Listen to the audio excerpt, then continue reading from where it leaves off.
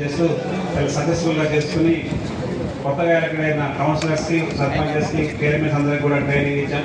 ఆ కార్యక్రమంలో special chief secretary Sanjay Kumar గారు ఇచ్చేశారు.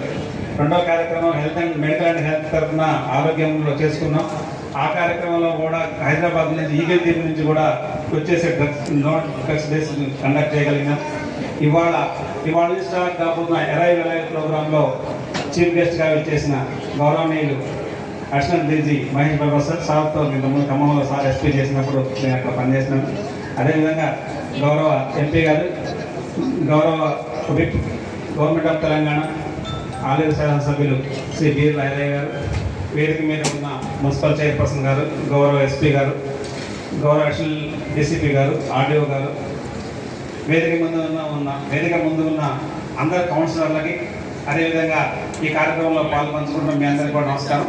ఈ 99 రోజుల ప్రగతి ప్రణాళిక అనేది అన్ని డిపార్ట్మెంట్లు ప్రభుత్వం నుంచి ఏమేమి కార్యక్రమాలు చేపడుతున్నాయి, దానిలో ప్రభుత్వ విధానాలు ఏంటి తెలుసుకోవడం కోసం చెప్పే కార్యక్రమం ఇది.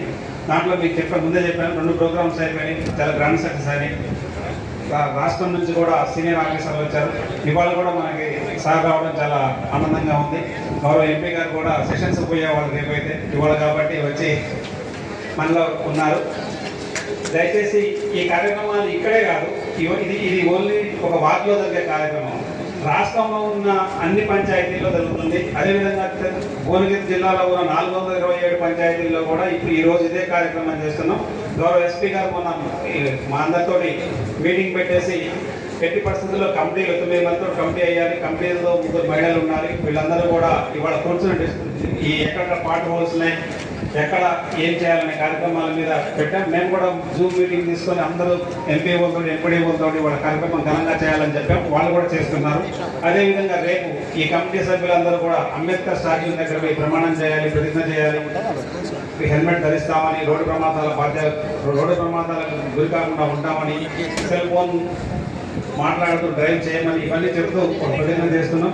దీనికి ముందు 3-4 మీటింగ్లు పెట్టి ఈ కార్యక్రమం ఘనంగా సక్సెస్ కావాలని మా కలెక్టర్ అధికారులు ఉన్నారు, కలెక్టర్ గారు, ఎస్పీ గారు పెట్టినారు. దాన్ని మేము సక్సెస్ చేయడం కోసం అన్ని విధాల ప్రయత్నం చేస్తున్నాం. ఇది ఇవాళ జరిగేదే కాదు, రేపు ఈ కార్యక్రమం అయ్యే వరకు కూడా ప్రభుత్వం నిర్దేశించిన లక్ష్యాలని మేమందరం కూడా ఖచ్చితంగా చిత్తశుద్ధితో చేస్తాం. ఈ అవకాశం ఇచ్చిన గౌరవ ఎస్పీ గారికి కృతజ్ఞతలు చేస్తూ ముగిస్తున్నాం. Thank you.